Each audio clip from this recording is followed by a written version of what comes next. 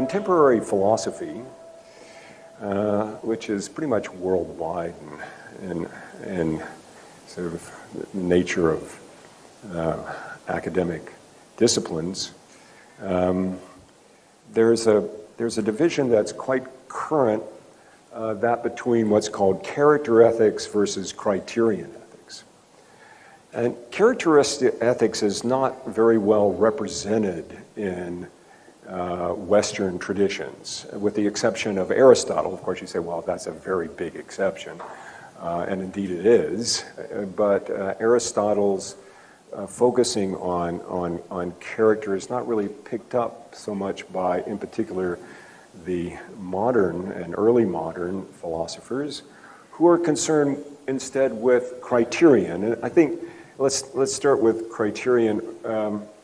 What's meant by criterion ethics? Well, criterion is looking for the standard or the way in which we can differentiate right actions from wrong actions intellectually. So how can we make judgments to say, this murder is a bad thing to do, I don't know, charity is a good thing to do?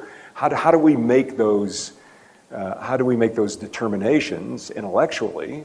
And we have to have a certain standard or criterion that would tell us, well, this kind of action is a good action, this kind of action is a bad action. We can also judge moral character. This person's a good person, this person's a bad person, but why? How do we justify our positions?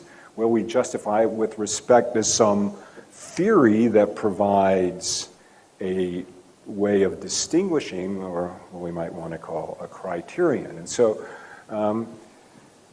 as I say, particularly the ethics of the 17th, 18th, 19th centuries in the West were consumed by the question of what is the criterion of right action and judgment of character.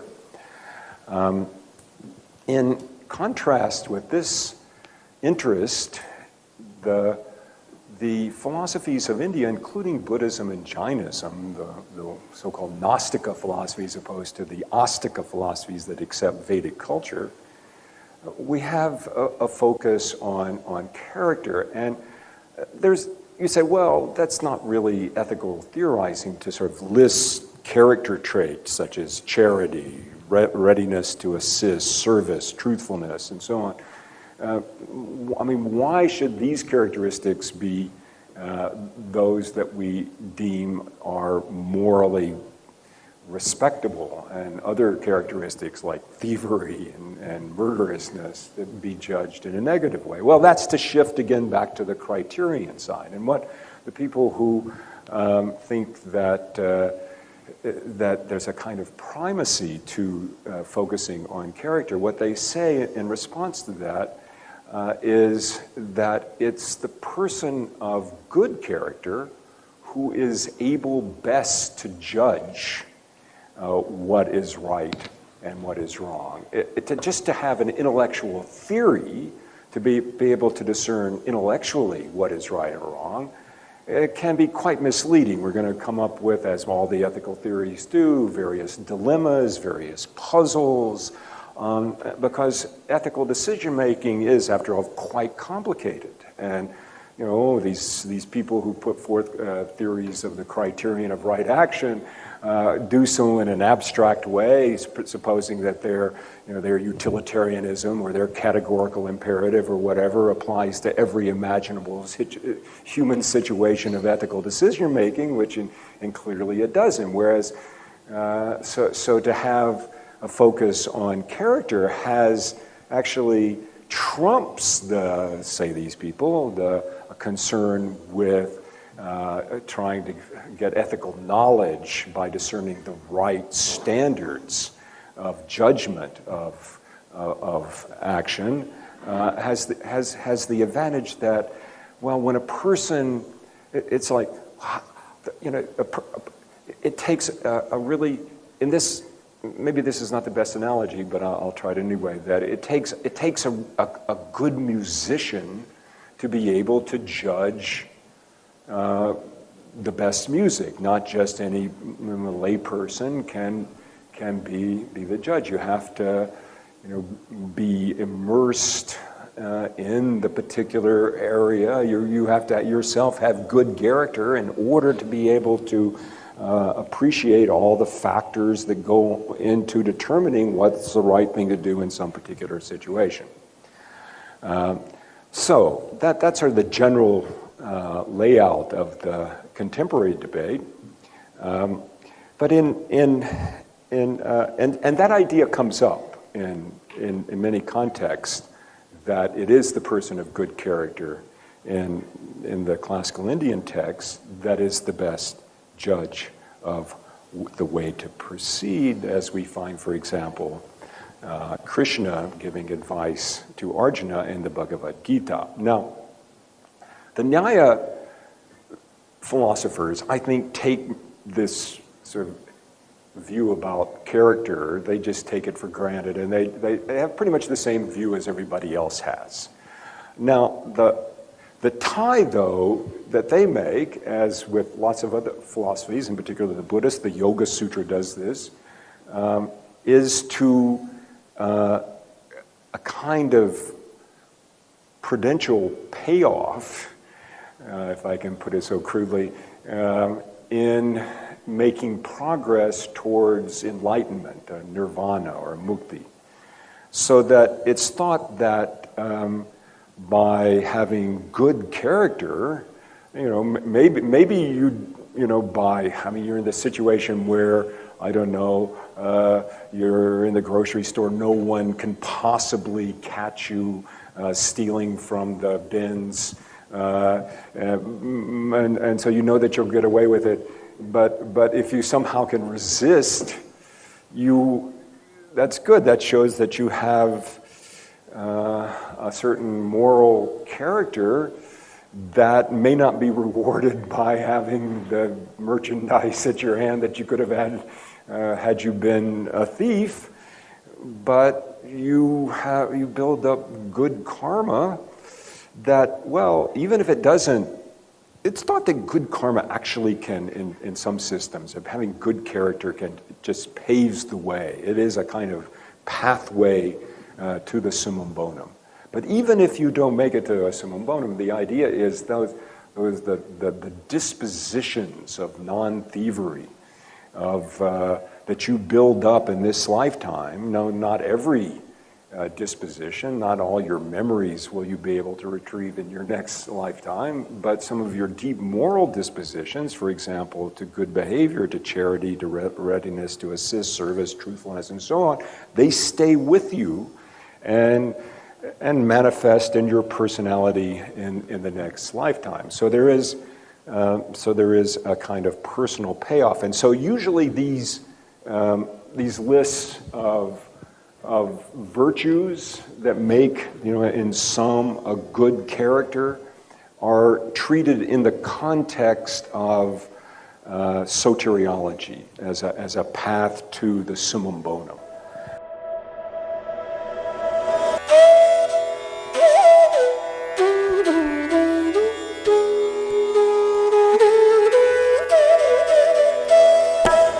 I want to explicitly answer the Criterion question from the Nyaya point of view. And I must say that in preparation for this talk, I searched through Udayana as best I could, and I couldn't get anything quite exactly what I wanted. So ultimately, the Nyayaka reading of Gita 3:21 is not going to be Udayana's, it's going to be myself, my own. I consider myself a Nyayaka. And it's this is going to be my own. I must say, it's sort of filling in what I think Udayana. In my heart of hearts, I'm not lying to you. I am one who knows the truth here and wants to communicate it faithfully. And about this, no, I'm making somewhat of a joke here, but. Let's look at testimony, because testimony is going to be key. Remember, if we go back if we can go back to what are the justifiers of positions in the Nyaya system. And they are perception, inference, and testimony. Analogy is confined to learning the meanings of words. And so analogy is not really very much used by the philosophers. I have it up here because it is one of the knowledge sources according to Nyaya. But so when it comes to an ethical claim, like that person did something that's wrong, or that charitable act is a good thing to do, what would the justification be according to a Nyaya philosopher? How would you purport to give an argument to say that, to support your view that, well, it's not going to be perception? Because much of moral judgment has to do what we're going to do in the future. And this is an argument that's made in the Mimamsa Sutra. I think it's 115, right at the very beginning. It says perception tells us about what's present, and from that we can tell what's past, but it doesn't tell us about the future. And inference is dependent upon perception, so inference can't tell us either. So it has to be testimony. So what is testimony? Testimony is defined in the Nyaya Sutra, the Sutra 117, as the statement of an expert. Then an expert is defined. There are two conditions on being an expert. One is that the person knows the truth about the particular question and matter. And second, there is an ethical requirement built in the very concept of an expert. Because an expert has to be a person. It's not enough. If you're going to learn something by testimony from an expert, it's not enough that the person who's testifying knows the truth. He or she has to communicate it faithfully without any deception, not be a liar, have any intention to deceive. Okay. So it seems to me that it's just quite straightforward to take the Nyaya criterion theory in ethics to be a theory of testimony, that it is the testimony for Dharma. If this is not said in so many words, it is pretty plain and as a presupposition of several sutras. Even that the earliest stratum of Nyaya doesn't have much to say about the Veda, but it does have a couple of sutras where it says, that the Veda is the testimony. We can know that certain sacrifices will bring results, and in heaven for us, even though those things are imperceptible and we can't know them by perception, because the Veda is a kind of testimony. But then concerning societal norms, and what I mean by norms are standards of right and wrong action, and maybe it's a term broader than ethics, than in ethical. We have ethical norms. We also have norms for good carpentry or good calligraphy and so on. But concerning societal norms, and this is something that is said explicitly in the Manava Dharma Shastra, it's not said explicitly in Nyaya, but I again dare say that this is presupposed by all the Nyaya philosophers, that where we get our norms are from trustworthy experts. And who are the experts concerning societal norm? Our parents. We learn the right ways to behave.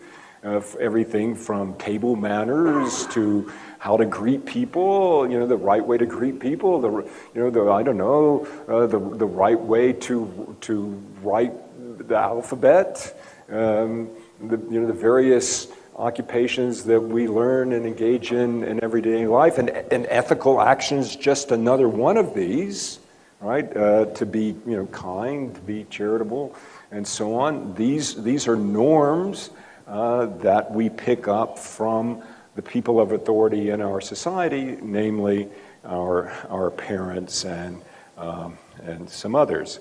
And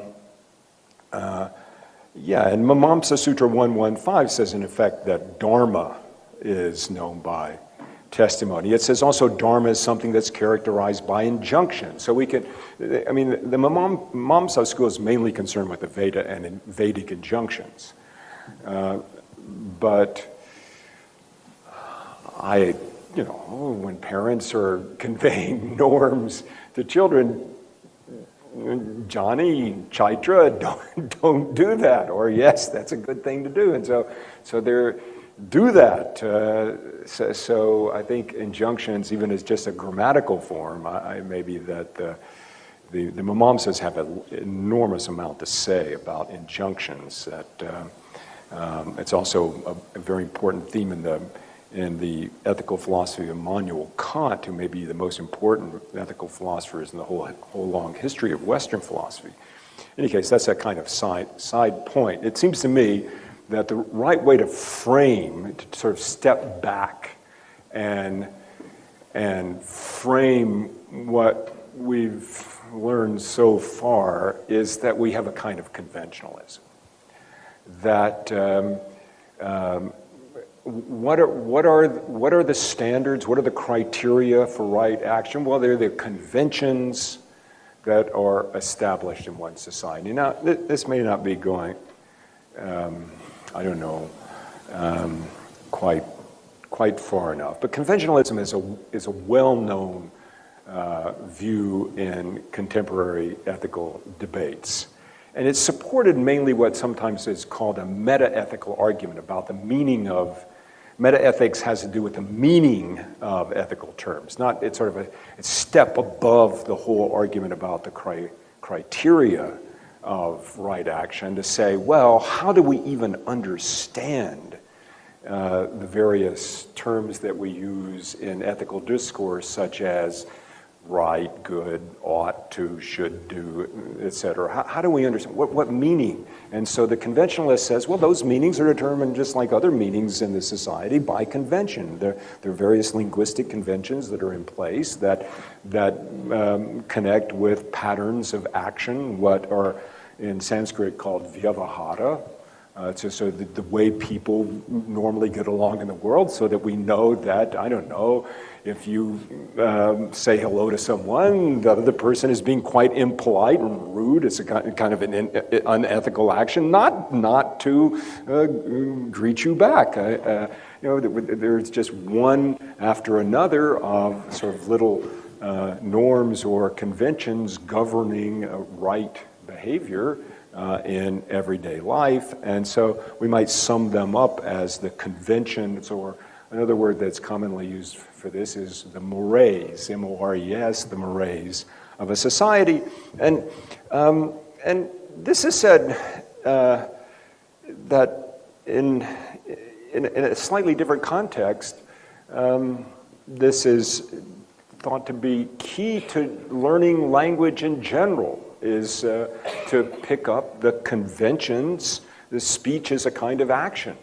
And so right speech is also a matter of incorporating or assimilating for oneself the conventions that are in place in one society. And so at this point, I'd like to remind you of our main verse that says, whatever the best do, so that other people do. And the pramana, remember the word pramana, that's the word for knowledge source. That's the key idea in Nyaya philosophy. So what the pramana that the best set, kurute, loka, the world, follows. Now, one of the central problems facing the ethical view known as ethical conventionalism is that it makes ethical reform puzzling. Okay, if right behavior is defined by the conventions in place in your society at a particular time, like, time T1, say 30 years later, time T2, they change, right? I mean, so we have, women's liberation movement, or various, there seems to be, let's hope, progress in the ethical practices of a society, and so some unfortunate conventions, to pick on one in the Indian context, say sati. It's nice that convention, though I think my wife's going to revive sati in the States, and so we can have a... No. I mean, actually, there should be on the other side, right? I know if she dies, I'm going to throw myself on her funeral pile, and as the kind of, to make up for all the bad male behavior. Anyway, I'm sorry, my jokes sometimes fall flat. But you can see that that conventionalism does. I mean, if we want to think that conventions are improving, I mean, by what standard are we saying that, right? Because it seems like the conventions in place at a particular time, they're determining what's right. So how can you ever have ethical reform? So there's a kind of dilemma. Do they change without reason? And you want to say, no, they don't change without reason. The reason we have, women's liberation movement or whatever, it's not without reason. There are good reasons why we have this change. Well, then it seems like ethical conventionalism can't be right, because those reasons would be standards that transcend the conventions of the time, and it's according to those standards that we get the change in the conventions.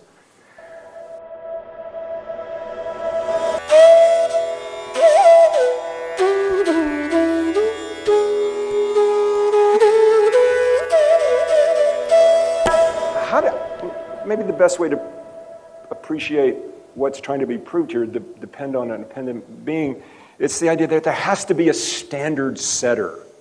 How do we get conventions and standards unless there's a standard setter? Now, we usually get them from our parents, but where did they get them? I mean, they can't just pop out of nowhere. They depend upon a standard setter, and so ultimately that would be Ishvara, and the reason is because they are conventions. Well, what do we mean by conventions? We have to have some analogy here, some inductive support. And here, let me just read this. This is like the expertise that is a causal factor in the production of an exquisite pot, the likes of which has never been encountered before, skill in a craft that is comparatively better, as well as the meaning of the sequences in the Paninian grammatical system.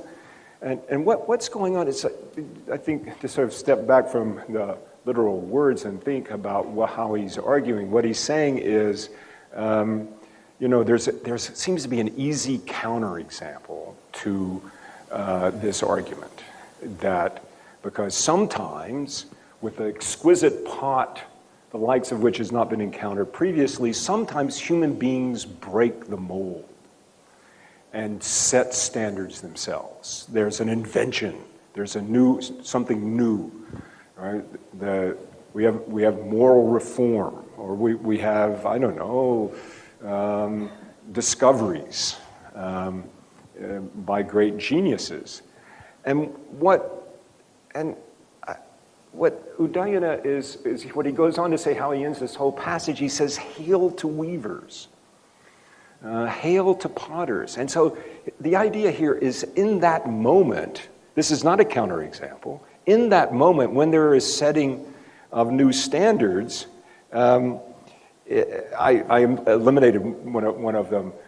When you name a child, you're setting a convention. That is a sacred act. So when there's a breakthrough in setting of new standards, the person who's making the breakthrough is really channeling the divine.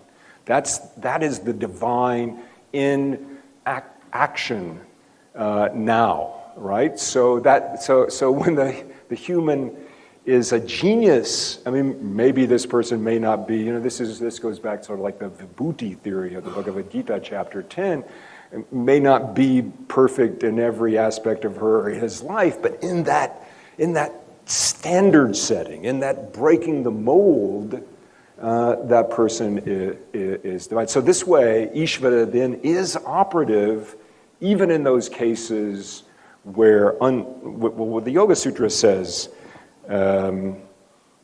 there's actually, I was having in mind a different sutra, but the Yoga-sūtra says about the Ishvara that the Ishvara is the teacher of the ancients.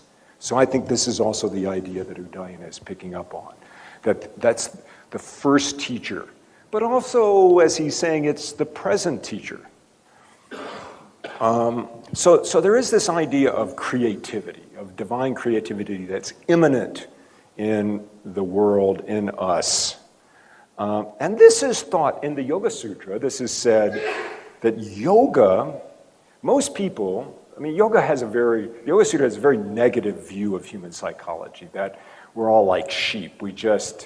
Our minds run on and we think everything that everybody else, they're noisy, and basically we need to just not think and be quiet. But there are some unusual sutras in the Yoga-sūtra that says the yogi or yogini, despite everyone else as sort of thinking what everybody else thinks and can make new chitta, new patterns of thought, including new standards of excellence. The very next verse of the Gītā, beyond the one that that we started with today, 321, 322, Krishna says, "I, the divine being, abide in actions." So this is all, I think, this whole passage is supporting Udayana's thought.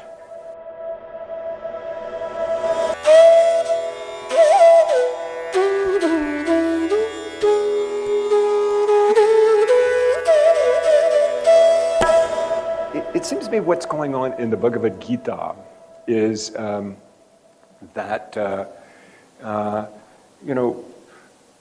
at first, Krishna is telling Arjuna that he should do his duty.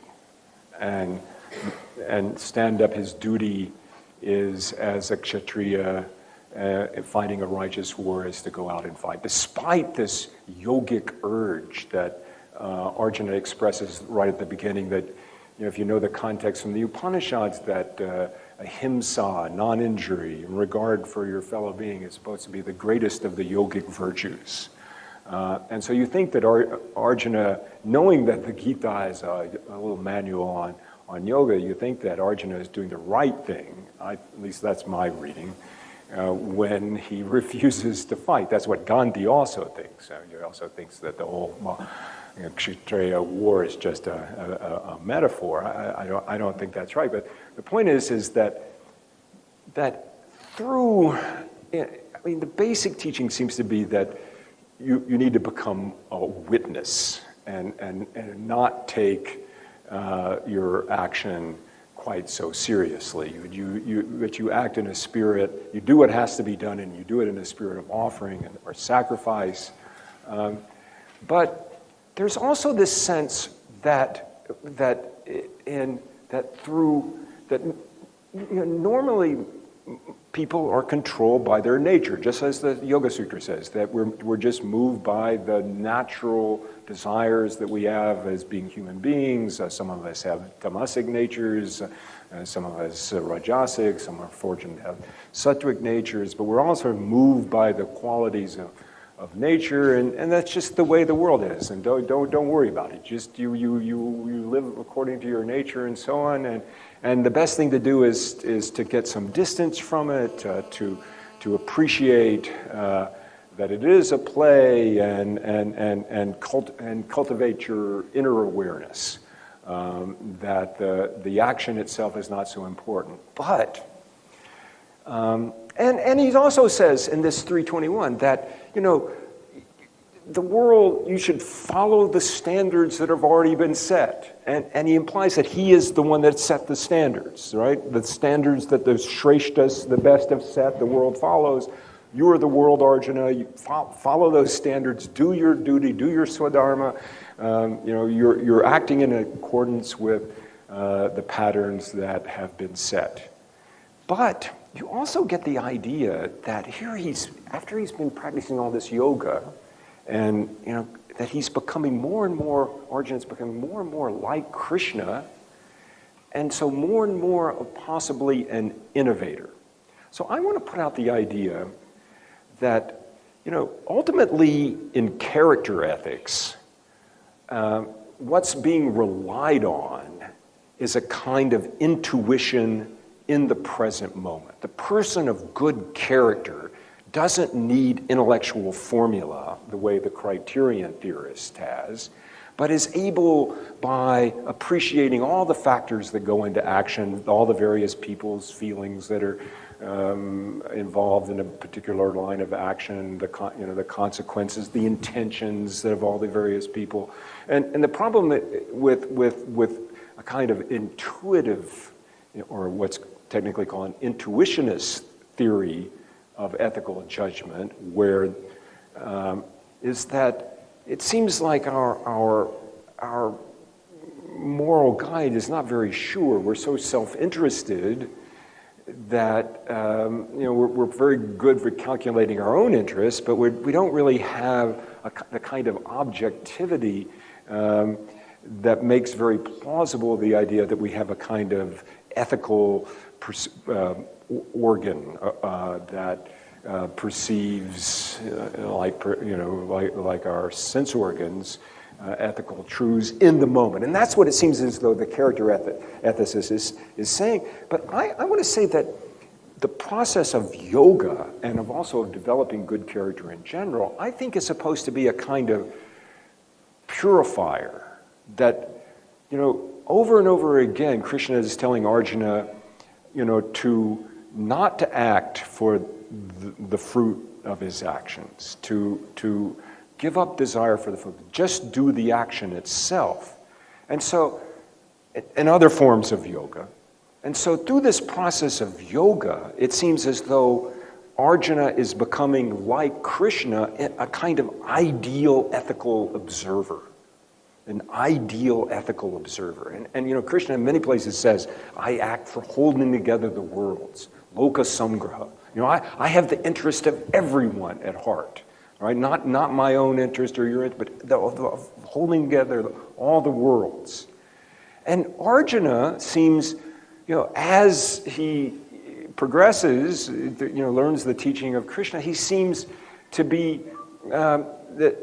And so I want to assimilate, he seems to be becoming the ideal ethical observer like Krishna, so that he himself no longer needs to just follow conventions. He becomes the kind of creative spirit who's like the exquisite weaver or exquisite pot maker, the pot maker in Udayana's argument, criteriological argument, who can come up with new norms. So it seems to me that there is through this teaching of Krishna and of sort of divine creativity an answer to the problem within ethical conventionalism of ethical reform. Remember, the problem is that it doesn't seem as though, if conventions are what are defining right action and wrong action in the ethical sphere, like the sphere of carpentry and pot making and so on, then how can we ever have change, right? How can we have reform? It doesn't make sense that, this seems to happen. Well, here's how it makes sense. There is the original sort of standard setter. And that standard setter is the Ishvara, but the Ishvara can also be the potter. The Ishvara can be Arjuna. So that through yoga, which opens you to divine creativity, one becomes an ideal ethical observer where one's intuitions then need not conform to conventions. Right? And so you are then in a position to break the norms or to set new norms. Now that's it. That's the teasing out that I want to do of the Nyaya theory, Criterion theory, that is, in the first place, a matter of testimony. That we learn conventions by testimony. But I think there's an extra wrinkle in that theory where there's it's not just testimony, because there is room in this theory for ethical reform through divine creativity. Divine creativity, you could even do without the word divine. The creativity that fortunately people express from time to time when humans advance and new standards are set. Well, thank you for your attention.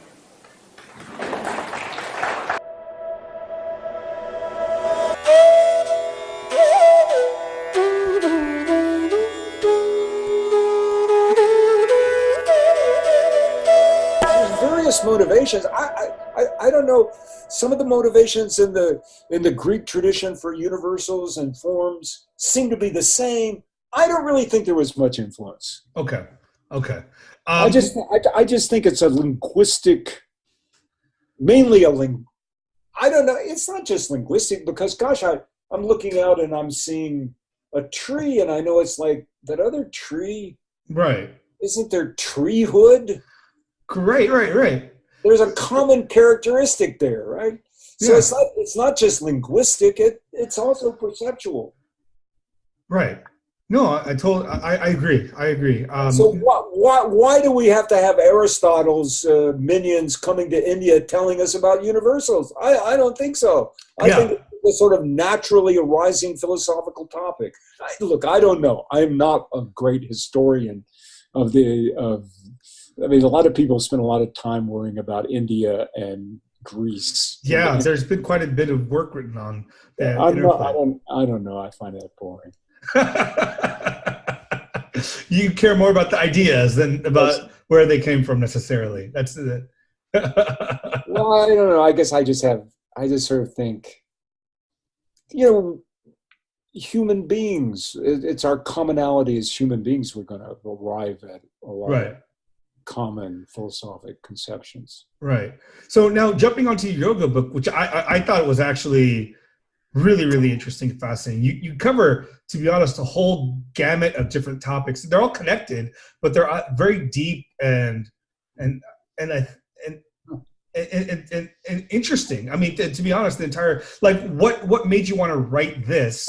And is it connected to any sort of practice you were doing, like yoga and thinking about? Before I became a professional Sanskritist and philosopher, I did go to the Sri Aurobindo ashram.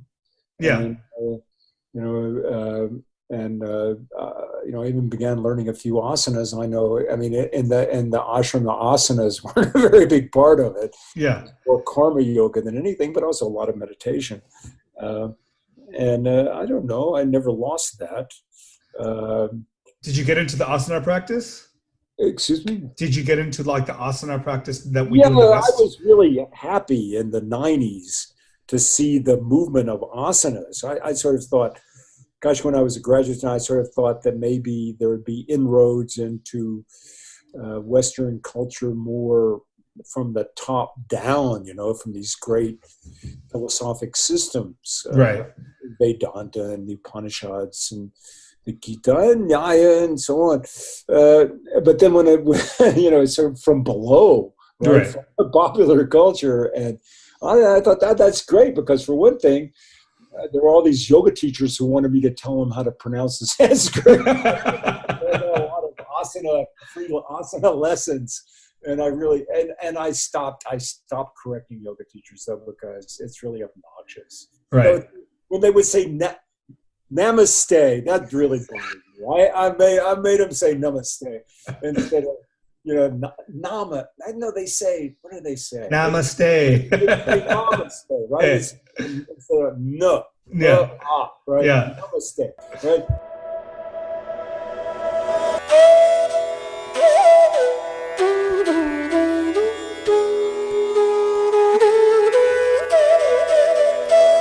No, because like for example, in your first chapter, you spend a lot of time going through yoga, like as an asana practice, and you talk about that's to lure people in. I'm sorry, there was a reviewer from Norway or something said, "Hey, this is a really good book, but the first chapter is just terrible. It stinks. It's just some novelistic rendition of a yoga class. Skip over that and read the rest of it. But no. It's sort of to get the yoga teachers interested that I wasn't just. No, because it's funny because I think there is a connection. No, those yoga āsanas and so on. Those yoga teachers, they may not know very much, but they are many of them are really sincere teachers. 100%. And they want more body awareness, and they want to practice pranayama. Right. So there's some academics that are specialists in yoga and tantric traditions. Right. I can name some names who really scoff at this popular yoga movement. Sure. Really phony and so on. But I don't know. I tend to be a non-elitist. No, because I mean, I know people that are hardcore into the yoga practice of Ashtanga yoga, whatever, the asana stuff, right? And there's scenes in there where you describe, like, for example, a certain pose, and you open up the bandha, and this they had this experience. That's how they would talk constantly. So I was like, oh, you must have been like a hardcore like asana practitioner, because you kind of got all those beats exactly right. So I guess. Those are very interesting, the bandhas, and I tell you, at first when I learned about Ashtanga yoga, which is really hard physical practice, right? A lot of jumping around and Pattabhi Joyce, yeah. I said, gosh, this is terrible that they call it Ashtanga yoga, because Ashtanga yoga is from the Yoga-sūtra. Yamas, niyamas, asana, pranayama, pratyahara, dharana, samadhi. And come on, and the yamas are ahimsa, right? Satya, ahimsa. This is all of ethics is an ahimsa, just about, right? Right. In my view. But then, so how can you call it Ashtanga? It's just this athletic practice, right? Jumping around. Right. Where's the dharana, right? Where's all this other stuff? But then later, after, becoming a little more mature about it, I realized that all these Ashtanga yoga teachers, they became interested in the yamas and the niyamas and so on. They weren't just interested in asana. It was really wonderful that they called it Ashtanga yoga, because they wanted to know about the tradition of the mental discipline and the swadhyaya, the self-study and so on. And they became interested in the Yoga-sūtra and so on and so forth, and the Bhagavad Gītā and other yogic texts. So I think it's wonderful. No, and you're right, because it's interesting, because obviously Pattabhi Joyce he came from line Krishnamacharya, and then Krishnamacharya had that sense of the yogic tradition via Bhagavad Gītā, all that stuff, right? Because even BKS Iyengar is part of that. Yeah, Iyengar. He read the Bhagavad Gītā, and he wrote a commentary on the Yoga-sūtras too. Yeah. But it's interesting, because you brought up a point in your conversation about samadhi, and it's actually because when I read the Yoga-sūtras a couple decades ago, and I haven't really come back to that much, but I was talking to my friend who is a practitioner of tantra, and he'd be like, I want to have siddhis, and I want to practice for siddhis. And I'm like, and my response is, no, that's a divergence away from samadhi. But the way you have the conversation in there, and over time, I think there's something wrong in the Yoga-sūtra about but I actually think you're right in the sense where, as I read more and more of other yogic traditions, and even things like Mahabharata, and they all talk about yoga, but in different senses, that even the sense of having these siddhis, like you very clearly enunciated, a samadhi is itself a sort of siddhi, which is really fascinating way to think about it. So it seems to me that what's happening, I think it's Yoga-sūtra 337, where Patanjali says, these are siddhis to the ordinary person, but they are obstacles to the final liberation, or something like that. Right. It seems to me that they're unfortunately, he's thinking top down from the Sankhya metaphysics of the dualism of Purusha and Prakriti, Right. as opposed to bottom up from the practices. And, I'm sorry, I don't think Patanjali is infallible. I think he's a great yogi and so on, but I think that some of the ideas are flawed. It's, he uses the metaphysics that was available to him. I don't think he was particularly well trained as a metaphysician, and so how is it that he has the whole third book of the Yoga-sūtra and many other, even a lot of the second book, all about siddhis and what comes about from a practicing ahimsa, enmity, and you get a kind of aura, right? Like Saint Sure. Francis Assisi, where the birds sit on his shoulder. I don't know. My wife's a little bit like that. I mean, animals, she has a certain vibe about her. She's such an ahimsaka that, animals are not frightened around her. So can I that seems to me a kind of siddhi. And so the idea of sort of, denigrating the siddhis, which is sort of the official metaphysical position, seems to me not to square with the actual practices of yoga, where you're always developing these special talents of consciousness.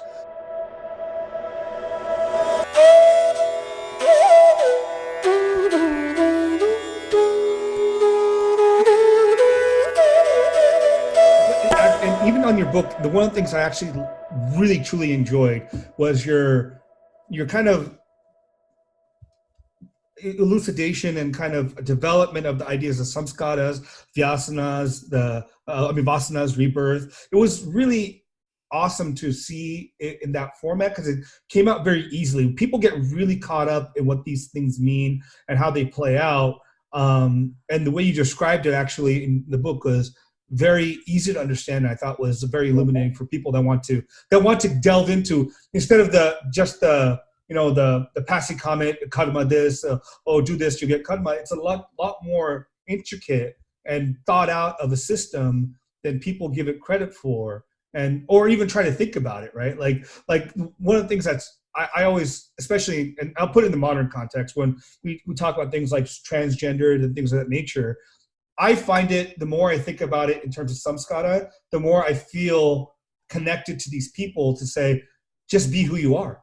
Because this is what your vasanas and your samskaras were connected to, right? It's in some ways it can be negative for people, that sometimes people treat other people like that's your fault, your issue, you handle it, as opposed to saying, this is your karma playing out, let's play it out together, let's support whatever's going on in the world. I don't know, that's just perspective. Yeah, I think I got that. Idea from Sri Aurobindo, who, like some other neo-Vedantins, I think this may be and tantrics in general, but also in Buddhism, at the Bodhisattva tradition, and this is my big wind-up and here's the pitch is that rebirth is not a bad thing. Yeah. That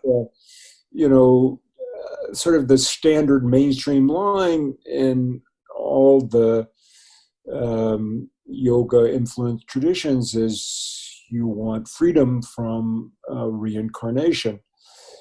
But in the Bodhisattva tradition of Buddhism, and I think it's in Aurobindo, it's in some Tantra, and it's kind of implicit in the Gita also, where in chapter 6, we could talk about that. It's the idea that you are developing a unique personhood over a course of many lifetimes.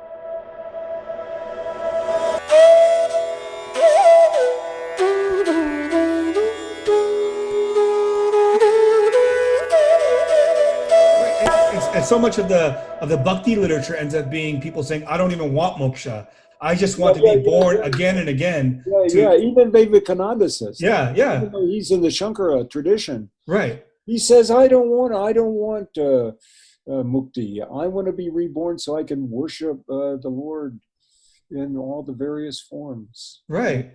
But I thought like the way you laid it out, the entire soul making idea was really amazingly well done, especially because you connected to each of the yogic sense, the karmic sense, the rebirth sense. All that is. I'll tell you, I get that mainly from Sri Aurobindo, because it is in the Western tradition, but in the West, kind of like purgatory, or I don't know whether the Catholics had the purgatory, yeah. Yeah. They kind of have it, but they have it.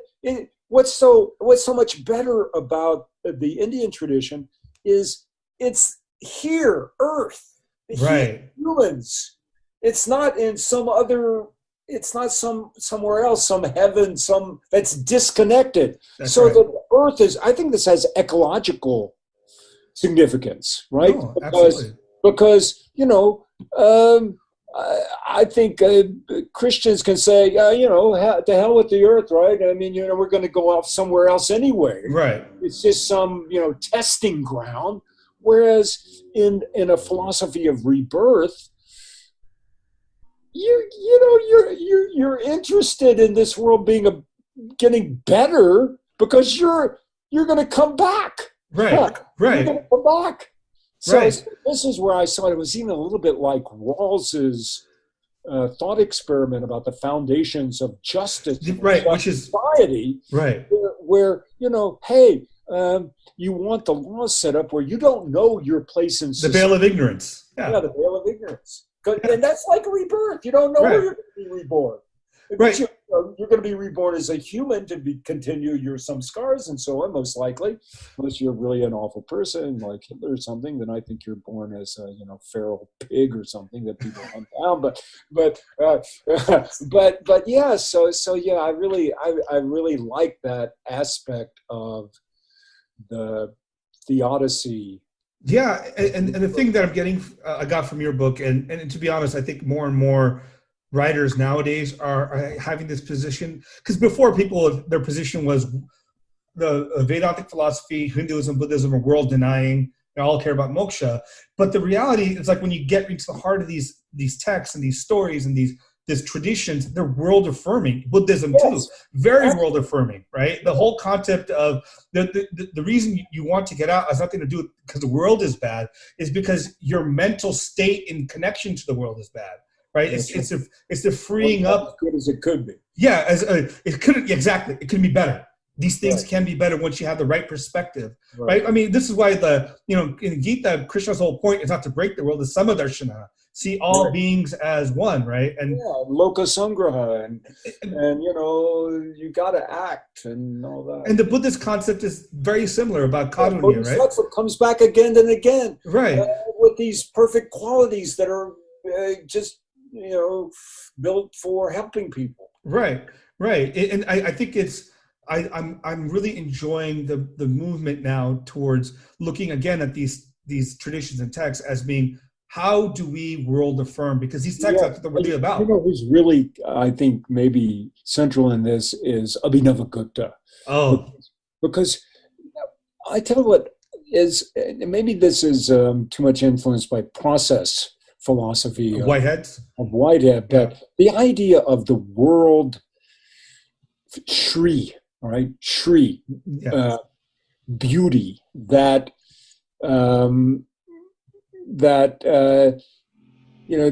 it's a process of creating beauty, right, and a process of our being able to appreciate beauty.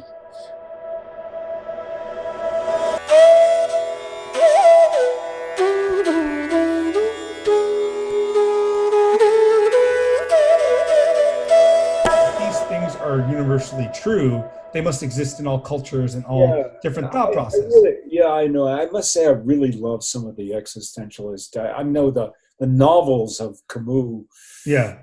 Some of Sartre's stuff.